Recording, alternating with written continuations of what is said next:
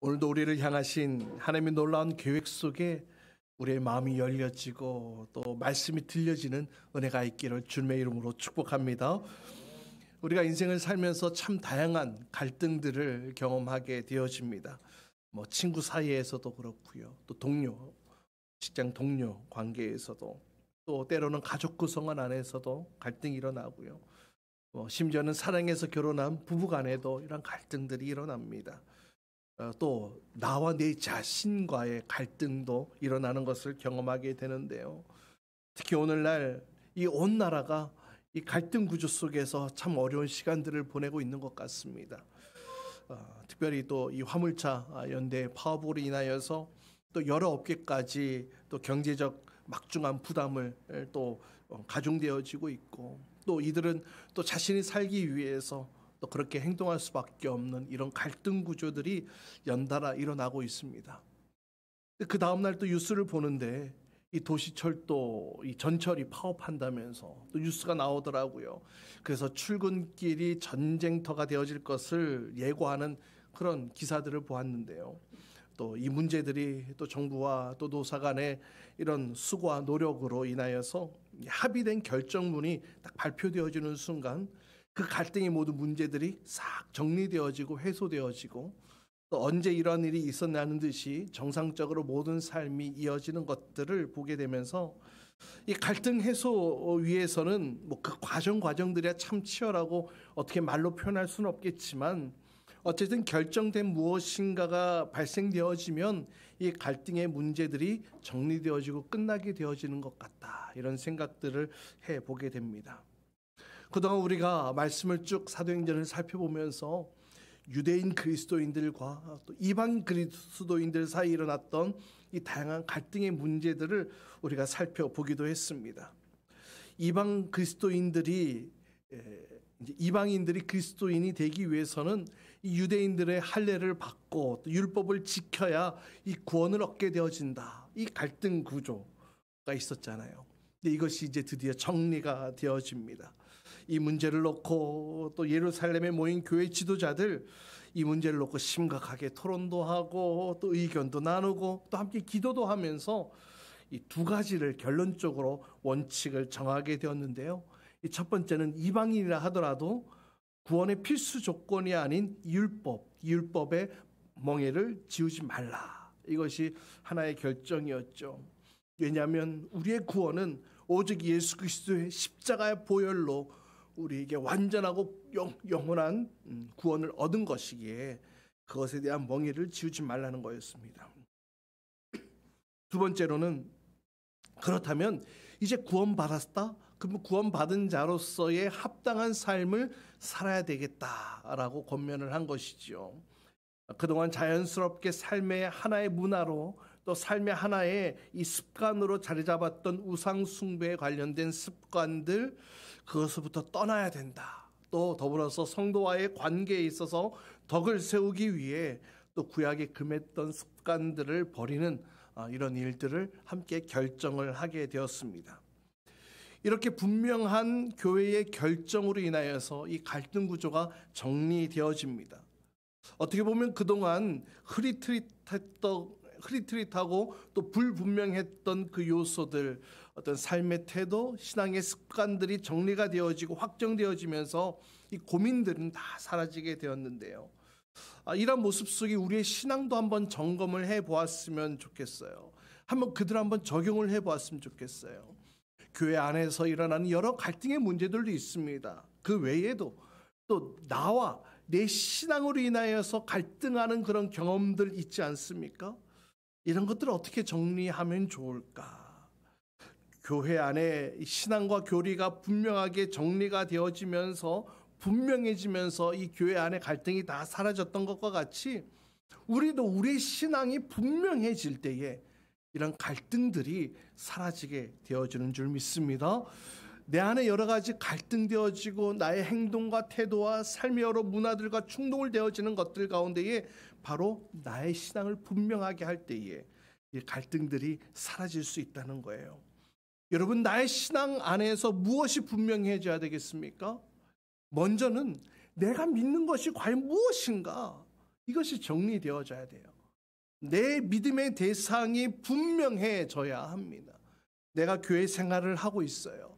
봉사를 하고 섬기고 또 헌금을 하고 여러 가지 교회 생활들을 감당하고 있지만 내가 믿는 것이 무엇인가에 대한 분명한 이 확정이 되어지지 않으면요, 교회 생활이 그냥 뜬구름 잡는 들떠있는 하나의 종교 생활로 전락할 수 있다는 것입니다. 정말로 내 믿음이 하나님을 향한 믿음인가? 관계를 위한 것인가? 침묵을 위한 것인가? 누구의 요청, 누구의 요구에 의한 것인가? 정확하게 정리해야 된다는 거예요. 나의 지금의 교회 생활이 하나님을 믿는 믿음 안에서 내가 이어지고 있는 것인가? 아니면 내가 원하고 바라는 무언가를 비나이다 하고 있는 것은 아닌가? 점검을 해봐야 돼요. 정리를 해봐야 돼요. 이것이 정리가 되지 않으면 교회 생활하면서도 하나님을 믿는다고 하면서도 여전히 고민과 갈등이 충만한 삶 가운데 살아갈 수 있다는 거예요. 그러나 사랑하는 여러분, 우리의 마음과 생각이 하나님께로 확정되어질 때에 이 모든 문제는 단순하게 해결되어지는 것들을 우리는 경험하게 되어집니다. 내가 하나님의 백성이라는 사실이 분명해지면, 내가 믿는 것이 하나님이라는 사실이 분명해지면 수많은 삶의 갈등들 속에서 그 갈등이 정리될 수 있다는 거예요. 우리에게 주신 하나님의 말씀 있잖아요. 이 특별 계시로 우리에게 주신 이 말씀을 통하여서 하나님의 백성이 어떻게 살아가야 될 것인가에 대한 지침들을 주셨기 때문이죠. 교회를 다니면서 여러분의 믿음과 이 신앙이 분명하게 확정될 수 있기를 주님의 이름으로 축복합니다. 아멘. 너무나 중요한 말씀이에요. 자, 이제 예루살렘 공의회에서 결정되어진 사건들, 영혼 구원에 있어서 이 복음의 확장으로 이어지는 아주 중요한 결정이 이루어졌습니다. 그동안 편협한 유대주의의 어떤 민족주의적 테두리를 벗어나게 되어지면서 이제 그 복음이 세상으로 거침없이 퍼져나갈 수 있는 아주 중요한 단초를 제공해 주었습니다.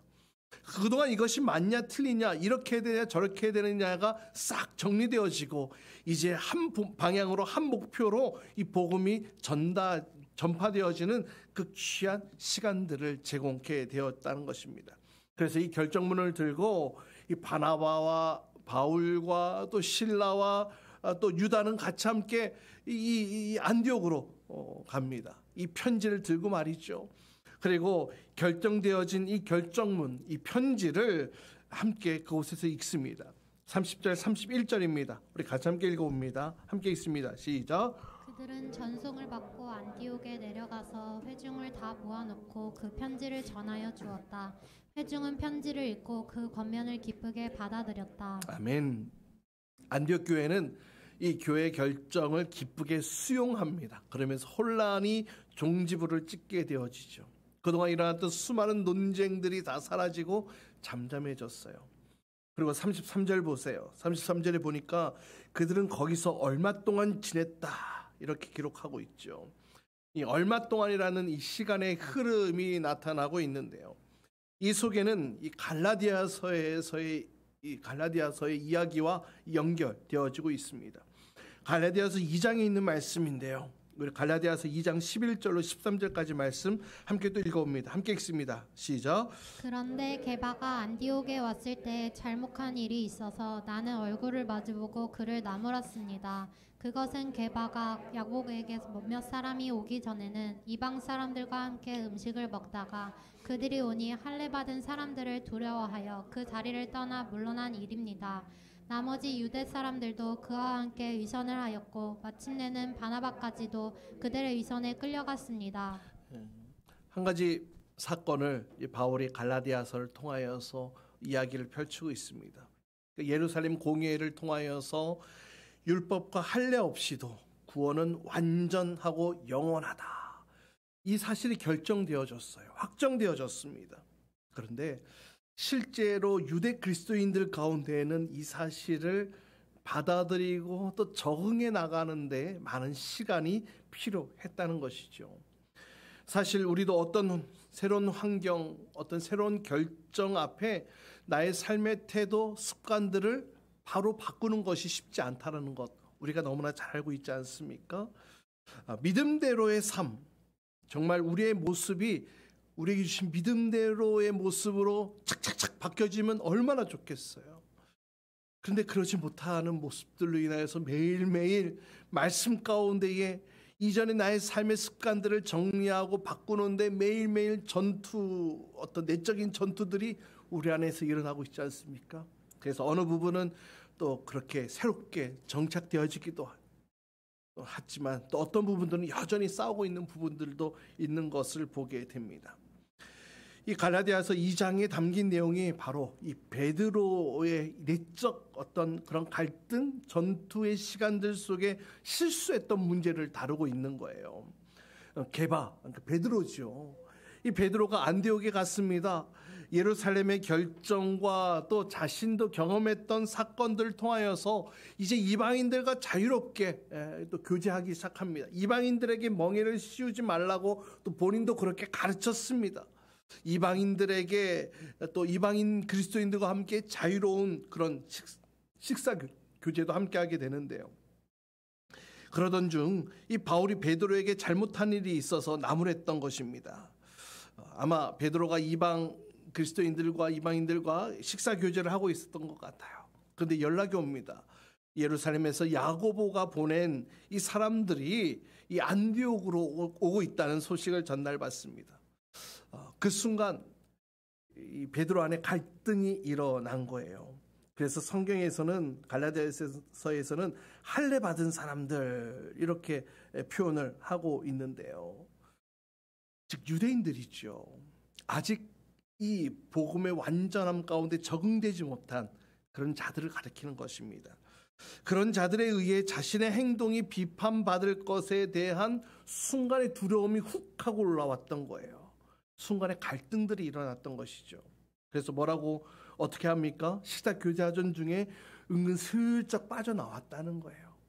바울이 이것을 딱 보고 지적을 했던 것입니다. 그러니까 그 모습을 베드로의 모습을 본 다른 유대인들 어떠했겠어요? 베드로와 같이 똑같이 갈등하고 있는 그 찰나에 이 베드로도 슬쩍 빠지고 나니까 보세요.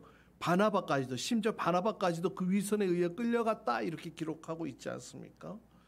그동안 삶의 문화로 하나의 전통으로 자리 잡았던 이 문화와 습관에서 확 하고 빠져나오는 것이 얼마나 어려운 일인지 베드로조차도 그리스도인의 문화에 안착하지 못하는 어떤 그런 실패의 모습들이 그려지고 있습니다.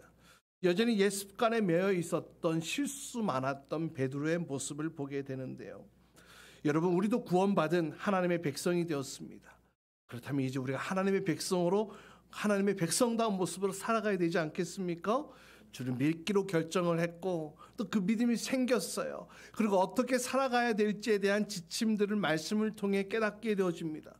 그러나 여러분, 우리의 삶의 모습 가운데는 여전히 옛 습관과 옛 사람의 모습들이 그대로 은근슬쩍 나오고 있는, 하나님 없이 살아왔던 그 시간들 속에 굳어버린 나의 모습들이 버려지지가 않는 우리 안타까운 모습들도 발견하게 되어집니다. 어쩌면은 내가 아직도 그러한 상황 가운데 있는지조차 깨닫지 못하고 넘어가는 분들도 있을지 모르겠어요. 그러나 주 성령께서 오늘 이 시간 여러분들 마음 가운데, 심령 가운데 찾아가셔서 이러한 것들을 깨닫게 해주시고 가르쳐 주시기를 주님의 이름으로 축복합니다. 뿐만 아닙니다. 예수 믿으면 구원을 받는다. 그 사실 알고 있어요. 이 구원에 있어서 예수 그리스도를 믿는 것이 절대 조건임을 이해했습니다. 알게 되어졌어요. 그런데 내 삶 가운데는 여전히 그렇게만 반응하지 못하는 것들이 있어요. 구원받았어? 그럼 내가 뭔가 열심히 구원받기 위해서 뭔가를 열심히 해야 될 것 같고, 남들을 보니까는 뭐 좋은 일도 해야 될 것 같고, 구원을 받기 위해서는 봉사도 해야 될 것 같고, 헌금도 해야 될 것 같고, 뭐 기도도 더 열심히 해야 될 것 같은 생각이 들어요. 좋습니다. 무언가를 위해서, 주님을 위해서 무언가를 한다는 것, 그런 마음이 생기는 것 너무나 감사한 일 맞아요. 근데 여러분, 여기서 한 가지 오류가 있어요. 순서가 중요하다는 거예요. 순서가. 이러한 일들, 나의 구원을 확정하기 위해 이러한 일들을 하는 것이 아니라는 것입니다. 내가 하나님의 자녀가 되었어요. 내가 하나님의 백성이 되었습니다. 내가 구원받았다는 사실에 감사하며, 이제 그래, 내가 하나님의 백성다운 모습으로 살아가야지, 이러한 마음 가운데 주님을 위한 일들이 이루어져야 한다는 거예요. 여러분, 분명히 순서가 달라요. 이 순서 분명하게 정리하셔야 합니다. 그렇지 않으면 여러분의 봉사가 누구를 위한 봉사인지 헷갈릴 수 있어요. 우리의 섬김과 우리의 봉사와 우리의 헌금이 나의 구원을 위해? 아니요. 하나님 앞에 감사하며 하나님을 위한 일들로 우리가 주님 앞에 섬겨야 할 줄 믿습니다. 갈라디아서에서는 이러한 바울이 이러한 태도를 보이고 있는 베드로를 향해 강하게 몰아붙이고 있어요. 이어서 갈라디아서 2장 14절에 보면 이렇게 얘기를 해요. 나는 그들이 복음의 진리를 따라 똑바로 걷지 않는 것을 보고 모든 사람 앞에서 게바에게 이렇게 말하였습니다. 당신은 유대 사람인데도 유대 사람처럼 살지 않고 이방 사람처럼 살면서 어찌하여 이방 사람더러 유대인 사람이 되라고 강요합니까? 아주 공개적으로 공격을 하죠. 이어서 18절 말씀 보세요. 18절 말씀 우리 같이 함께 읽어봅니다. 시작. 내가 허려버린 것을 다시 세우면 나는 나 스스로를 범법자로 만드는 것입니다. 무슨 말이에요? 율법의 행위로 다시 돌아가는 것에 대해서 아주 강력하게 비판을 합니다. 그래서 베드로, 율법을 헐어버린 것이 하나님 앞에서 범죄한 것이 아니라 믿음을 통해서 헐어버렸던 할례를 비롯한 율법의 조항들을 다시 세우는 것이 하나님 앞에서 범죄하는 것이다. 다시요. 율법을 헐어버린 것이 하나님 앞에서 범죄하는 것이 아니라 믿음을 통해 헐어버렸던 할례들, 조항, 율법의 조항들, 전통들, 이런 것들 다시 세우는 것이 하나님 앞에서 범죄하는 것입니다. 이것을 강조하고 있는 겁니다. 여러분, 이해가 되세요? 이 말의 의미가 전달되어지십니까? 그래서 바울이 20절에 이렇게 고백하고 있는 거예요. 우리가 암송하면서 아주 유명한 이 바울의 고백이죠. 갈라디아서 2장 20절 말씀 함께 읽습니다. 시작. 그리스도와 함께 십자가에 못 박혔습니다. 이제 살고 있는 것은 내가 아닙니다. 그리스도께서 내 안에서 살고 계십니다. 내가 지금 육신 안에서 살고 있는 삶은 나를 사랑하셔서 나를 위하여 자기 몸을 내어주신 하나님의 아들을 믿는 믿음 안에서 살아가는 것입니다. 아멘. 아멘이십니까? 그동안 내가 그리스도를 믿는 믿음 안에서 살지 못했던 때에는 내가 나의 주인으로, 내 삶의 주인으로 내가 살았지만 이제 내가 예수 그리스도를 믿었어요. 이제 믿음으로 율법에서 해방되어진 이후로는 내 속에 내 자아는 죽고 내 속에 또 내 의식 속에 내 심령 속에 나의 모든 삶의 모습 속에 그리스도께서 사시는, 그리스도가 나의 삶의 주인 되어주시는 삶을 사는 것입니다라고 사도 바울은 고백하고 있는 거예요. 이 사도 바울의 고백이 지금 이러한 배경 가운데 등장하고 있었다라는 거, 베드로의 연약했던 모습들을 보면서 또 함께 또 이 말씀들을 되새기게 되어지는데요. 여러분, 그렇지 않아요? 우리 인간은 완전하지 못하잖아요. 늘 부족합니다. 실수투성이에요. 결정하고 마음을 먹었어도 여전히 쉽게 무너지는 것이 우리의 모습 아니겠습니까? 여러분, 그럼에도 불구하고 놀라운 사실이 있어요. 하나님께서는 이 불완전한 인간을 통해, 나를 통해 이 땅의 구원의 역사가, 이 땅의 복음의 역사가 계속 이어져 갈 수 있도록 맡겨주셨다는 것 아닙니까? 할렐루야.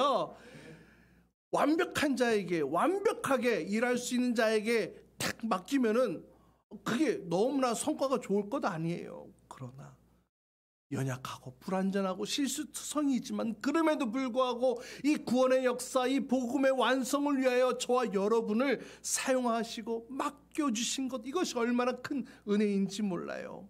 어느 누구도 실수로부터 자유로운 사람 한 사람도 없을 것입니다. 하나님은요, 우리가 온전해서 사용하시는 것이 아니에요. 우리가 능력이 있어서 우리에게 일을 맡겨주시는 것이 아닙니다. 우리 안에 여전히 급하고 또 실수투성이고 때로는 내 안에 욱하는 것들이 나오고 때로는 막 비인격적인 그런 모습들도 나타날 때가 있지만 하나님 그 모습 다 아세요. 우리 인간 내면의 모습들 다 아세요. 아시면서도 우리를 사랑하시기 때문에, 우리를 사랑하시기에 우리를 통해 우리의 손을 붙잡고 함께 일하시는 분, 우리를 통해 일하시는 분이신 줄 믿으시길 바랍니다. 사람은 완전할 수 없어요. 그러나 하나님은 완전하시기에, 우리는 실수가 많아요. 그러나 하나님은 실수가 없는 분이시기에, 하나님은 실수가 많은 우리의 손을 부여잡고 실수가 없으신 하나님께서 하나님의 일을 완성해 나가고 계시는 줄 믿습니다. 로마서 5장 8절에 이렇게 말씀하고 있잖아요. 하나님 우리를 사랑하실 때, 하나님 우리를 사랑하시는 것이 우리가 어떤 때라고 얘기를 합니까? 우리가 아직 죄인 되었을 때에, 하나님께서는 우리가 아직 죄인 되었을 때에 그리스도를 우리를 위하여 죽게 하셨다는 거예요. 당신의 사랑을 확증하기 위해서, 보여주시기 위해서, 나타내 주시기 위해서 하나님의 백성이 되어서 하나님의 말씀을 잘 듣고 잘 따르는 그러한 때가 아니라, 여전히 나는 하나님을 몰라요, 하나님을 잘 모르겠어요, 하나님의 길로 가지 않아요, 그 복음대로 말씀대로 살지 않는 죄인이었을 때에 하나님께서 우리를 향한, 죄인된 우리를 사랑하시는 것들을 보여주시기에, 확증하시기 위해 바로 이 일들을 행하셨다는 것 아닙니까? 우리가 의인이어서가 아니라는 거예요. 우리가 죄인이었기 때문에 그 은혜를 누릴 수 있게 되었던 것이고, 그 사랑을 받을 수 있게 되었던 것이고, 하나님의 자녀가 되는 은혜를 누리게 되었다는 것입니다. 할렐루야. 이제 바울과 바나바가 2차 전도 여행을 준비하면서 문제가 생기게 되는데요.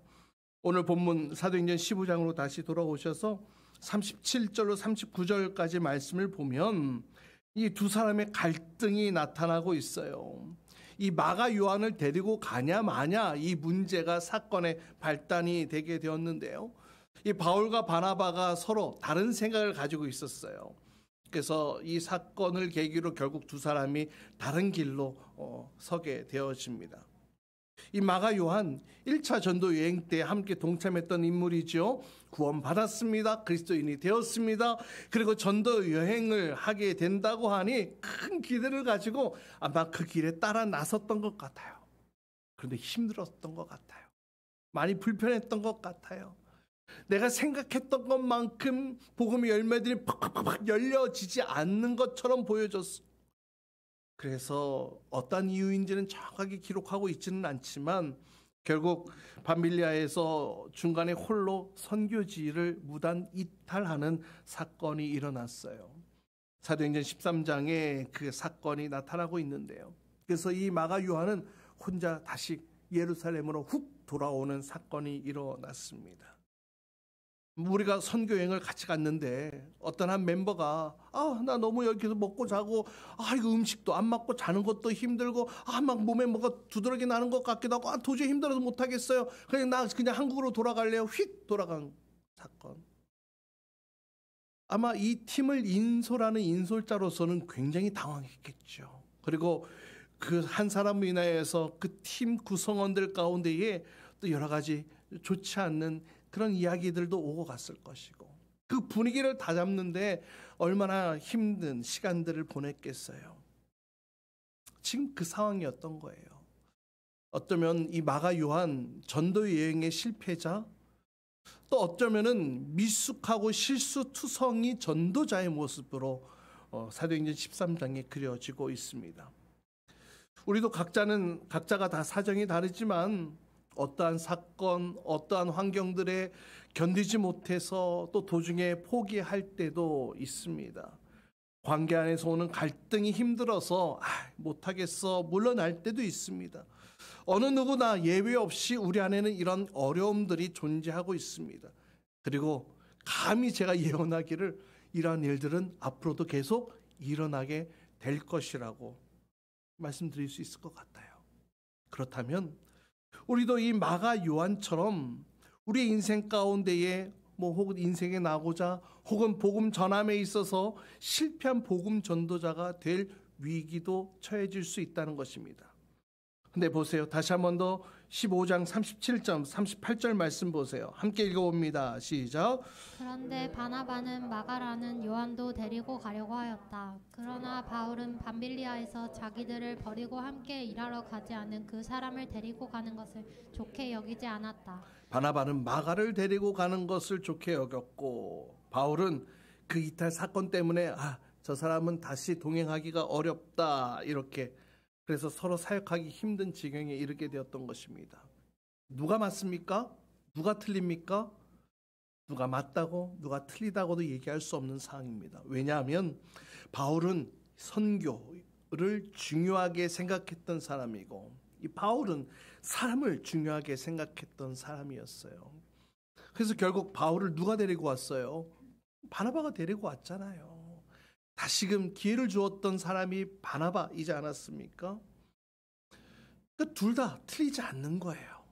때로는 이 바울처럼 엄격한 기준을 가지고 책망이 필요한 때도 분명히 있고요. 또 때로는 여전히 기회를 주고자 하는 바나바와 같은 사람도 필요하다는 것입니다. 어쨌든 이 마가의 일로 인하여서 바울과 바나바가 동일하게 큰 상처를 동일하게 입게 되어지고 관계도 틀어지고 함께 사역을 할 수도 없게 되어졌습니다. 그러나 여러분, 이것이 누가 틀리다 맞다 할 수 있는 문제가 아니라고 말씀을 드렸어요. 모두 다 각자의 환경과 처지와 형편에서는 각자가 바른 생각을 했다고 얘기를 할 수 있습니다. 왜요? 이렇게 말씀드릴 수 있는 이유는 이 다툼으로 인하여서 어느 누구 하나 선교를 포기하지 않았다는 데 있거든요. 틀리지 않았다라는 것이죠. 서로 갈라지기는 했지만 서로 각자의 성품과 영역 가운데에 이제는 선교팀이 한 개가 아니라 두 개로 늘어나는 계기가 되어졌다는 거예요. 다투는 것 분명히 옳은 모습 아닌 것은 분명합니다. 그러나 자신의 약점과 연약함과 이 실수까지도 하나님은 선으로 바꿔주시는 하나님이신 줄 믿으시길 바랍니다.